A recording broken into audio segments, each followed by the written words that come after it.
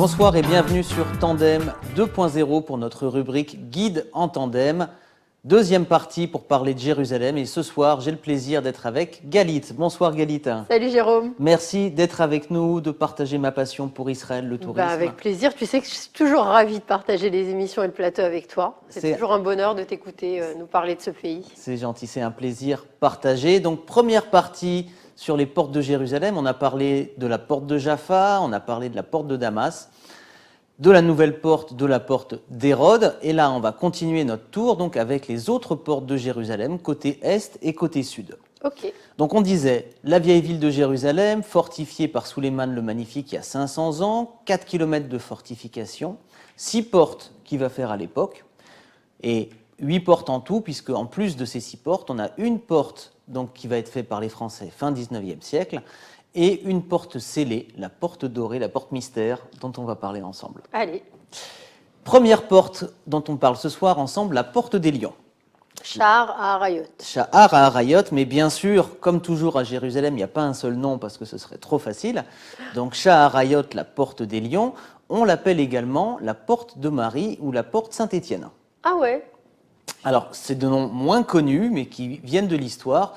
La porte de Marie, pourquoi ? Parce que en fait, la porte des Lions, c'est le début de la Via Dolorosa, ce chemin de croix, les 14 stations qui mènent à l'église du Saint-Sépulcre, lieu où Jésus donc a été crucifié, où il est mort et de la résurrection 3 jours plus tard. Et puis il y a l'église une église de Marie là-bas. Elle est née, elle est morte. Ah, exact, bravo, bravo, effectivement. Alors, cette église, vous avez peut-être entendu parler d'elle parce que lors de la visite du président Emmanuel Macron, il y avait eu un mini accrochage, parce que c'est ce qu'on appelle un territoire français donc en Israël. Chirac avant lui. Et Chirac avant lui.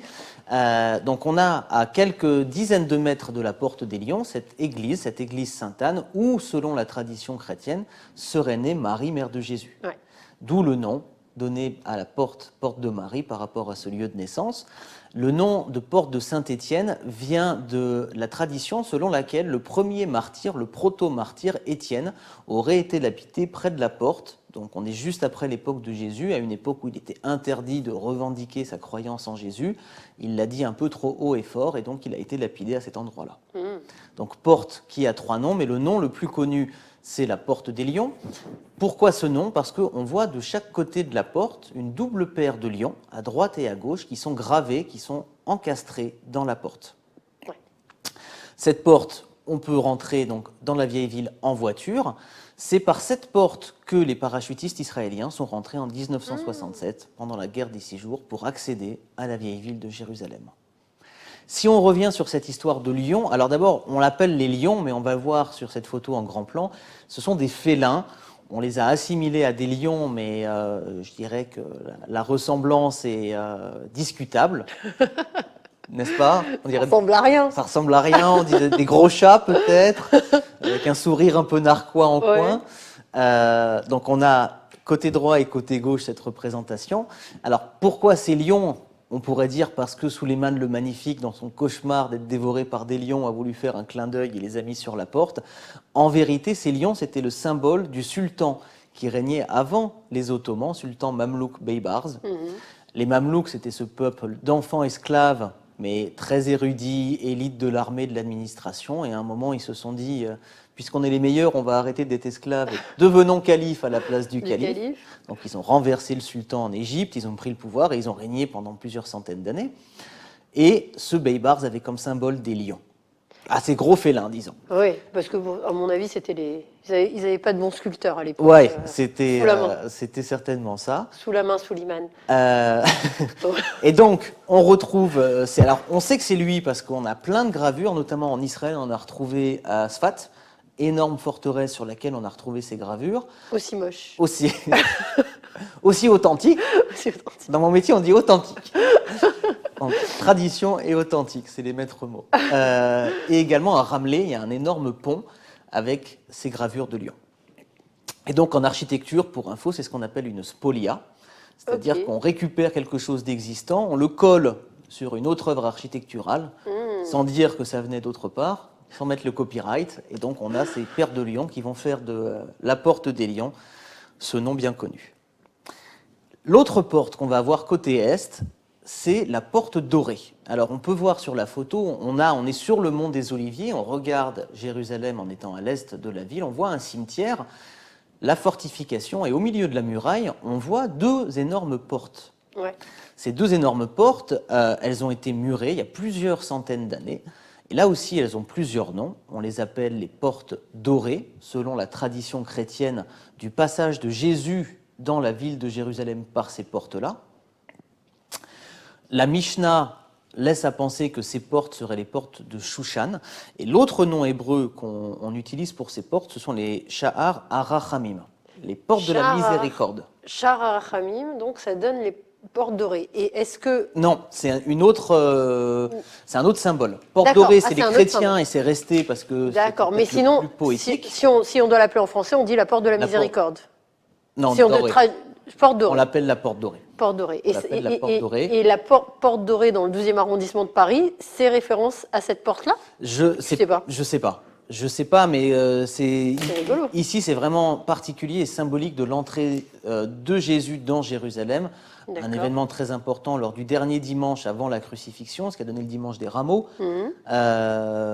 Sha'ar Arachamim, la porte de la miséricorde, parce que on raconte que c'est ici qu'il y avait la Shrina, la présence divine, qui à un moment est partie et qui reviendra au moment de l'arrivée du Messie.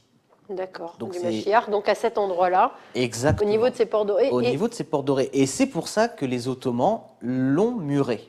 D'accord. Figure-toi que... Pour pas que Mashiach puisse passer. Exactement. Là, on voit très bien sur cette photo, alors tu as différents niveaux, ce sont des terrasses, il y avait de l'agriculture sous forme de terrasses, mais on a également un cimetière qui est ici le long de la porte.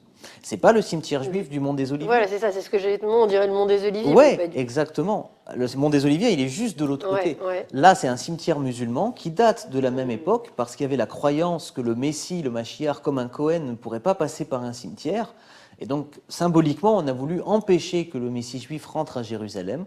Donc, on met un cimetière et on scelle, on mure. Du coup, c'est ça de mémoire, parce que je crois qu'on l'a fait ensemble. Quand on est Mont des Oliviers, oui, on voit ça. Hein. Exactement. Cette série de doubles portes. Il y a un décalage de 2 mètres. La porte est en avant par rapport au reste de la muraille, puisque donc, ça a été fait largement avant par rapport aux portes qui datent de l'époque ottomane. Ces portes-là, il y a un doute, mais globalement, elles ont 1000 ans d'ancienneté par rapport aux autres portes. Soit ça date de la fin de la période byzantine, soit le début de la période musulmane. D'accord. Donc c'est la seule porte fermée qui ne donne plus accès donc, à la vieille ville de Jérusalem. C'est pour ça qu'on l'appelle la 8e porte, avec son statut un peu particulier. Ok. Si on continue notre tour de Jérusalem, on va arriver sur le sud, sur une des 2 portes qui s'ouvrent dans la vieille ville, qu'on appelle la Sha'ar Hashpot, ce qu'on pourrait traduire par les ordures ou les détritus. En anglais, on l'appelle la Dung Gate. Ah oui, ils ont gardé quand même. Ils ont gardé. Le nom de cette porte vient du fait que, historiquement, comme on avait une vallée au sud de la ville, c'est par là que les déchets étaient jetés par les habitants de la ville de Jérusalem. D'accord. Elle a pour particularité d'être un des 2 accès au quartier juif de la vieille ville, et surtout, c'est l'accès le plus rapide pour arriver au Kotel, au mur des Lamentations. Donc celle-là aussi, on voit sur le panneau écrit en 3 langues, hébreu, anglais et arabe. Elle date de l'époque de Suleiman le Magnifique. Elle était beaucoup plus petite avant, et ce sont les Jordaniens, après la guerre d'indépendance, quand ils contrôlaient la vieille ville, qui l'ont élargie pour permettre l'accès des voitures. C'est pour ça qu'encore aujourd'hui, on a les voitures ou les bus qui peuvent rentrer à travers cette porte. On voit tout au fond un tout petit bout du mur des Lamentations. Pour le passage au Kotel, oui. On continue par le sud et on va arriver sur la dernière porte de Jérusalem, qu'on appelle la porte de Sion, Zion Gate. Sha'ar Tzion. C'est également une porte coudée. On en parlait la dernière fois avec Yohan à la porte de Jaffa. Une porte coudée, une porte en L qui va permettre de renforcer la protection par cet accès. Une armée, une cavalerie ne pourra pas défoncer la porte et rentrer directement. Elle sera obligée de faire un tour, d'être ralentie, éventuellement du temps pour dégainer son épée. Donc, porte coudée, machikouli au-dessus pour pouvoir également limiter les assauts des assaillants qui voudraient démonter la porte. ce qu'on voit sur cette photo, c'est très particulier et c'est la seule porte de Jérusalem sur laquelle on a ça. Est-ce que tu vois tous ces trous qu'on a à droite, à gauche, tout autour de cette porte? Bien sûr. En fait, ce sont des impacts de balles. Ouais. Ce sont des impacts de balles qui datent essentiellement de la guerre d'indépendance et également de la guerre des 6 jours en 1967, parce qu'à plusieurs reprises, l'armée israélienne a tenté de rentrer dans la vieille ville de Jérusalem, qui était à l'époque occupée par l'armée jordanienne, et il a fallu attendre donc la guerre des 6 jours pour qu'ils puissent rentrer donc par la porte des Lions dont on parlait tout à l'heure. Il y a eu beaucoup de discussions pour savoir qu'est-ce qu'on fait. Est-ce qu'on répare? Est-ce qu'on répare pas? Est-ce qu'on la laisse comme ça? Et ils ont décidé que c'était un témoignage vivant de l'histoire de la ville. On ne s'en rend pas compte parce que c'est la porte finalement la plus simple d'accès quand on vient en voiture, puisque le parking, il y a un grand parking donc juste à côté, ouais, auquel on peut accéder. Et quand on passe comme ça dans ce petit passage où il y a voitures et piétons qui passent en même temps, et on ne se rend pas compte, on ne les voit pas tout de suite si on ne lève pas la tête, tous ces impacts de balles, et on ne se rend pas compte des batailles qui ont été menées à cet endroit-là. Aujourd'hui, on y passe comme ça. En hébreu, on dit Mouvan Me'elav. C'est une évidence. On ne se pose pas de questions. On passe. On a accès, comme ça, c'est un des accès le plus facile au quartier juif. Oui, bien sûr. Au Rova Yehudi. Et franchement, moi, c'est un de mes passages préférés pour entrer dans la vieille ville. Et c'est vrai que si on n'y prend pas le temps de la regarder, cette porte, aujourd'hui, ça nous paraît acquis, alors qu'on a des soldats et on a des batailles qui sont menées, qui ont été menées ici. On ne réalise pas toujours. Elle a une histoire, une symbolique toute particulière par rapport à toutes les autres portes. C'est qu'entre la guerre d'indépendance et la guerre des 6 jours, pendant 19 ans, la ville était séparée. Il y avait Jérusalem-Est jordanienne, Jérusalem-Ouest israélienne, et toute la vieille ville était jordanienne. Et la séparation côté israélien et côté jordanien passait juste devant cette porte. Donc très souvent, c'est un endroit aussi qu'on observe, sur lequel on s'arrête, on sort les cartes, pour expliquer cette division de Jérusalem qui s'arrêtait précisément à cet endroit-là. Et c'est vrai que quand on se promène un petit peu autour de cette porte-là, enfin, on a toujours l'impression d'être dans la vieille ville, alors que finalement on est sorti à l'extérieur, on est sorti des remparts, et le quartier avec, il y a le tombeau de... Alors, effectivement, il y a le tombeau du roi David. Et il y a tout un très joli, très bel endroit que j'ai eu la chance de visiter avec toi. Ouais. Donc je m'en souviens bien. Et effectivement, on a toujours l'impression d'être dans la vieille ville de Jérusalem, alors qu'on n'y est plus. Donc effectivement, Mont Sion, je ne l'ai pas dit encore, mais on l'appelle la porte de Sion parce qu'elle mène au Mont Sion. Dans la Bible, quand on parle de Sion, en fait, c'est toute la ville de Jérusalem, y compris la vieille ville d'aujourd'hui, y compris le Beth Amikdash, le temple. À partir du Moyen-Âge, le Mont Sion va vraiment désigner cette colline à l'ouest de Jérusalem. Et sur le Mont Sion, c'est là qu'on va retrouver des sites très importants pour les musulmans, les chrétiens et les juifs, puisqu'on va avoir donc le tombeau du roi David et également le lieu de la Cène, ce dernier repas que Jésus a pris avec les apôtres. D'où le nom de la porte de Sion, qu'on appelle également la Bab an-Nabi Daoud, la porte du prophète David, et la Bab Harat al-Yaoud, la porte qui mène au quartier juif qui est juste derrière. D'accord. Donc un passage obligé pour les visites à Jérusalem. Ah oui. Et puis c'est un endroit qui est chargé.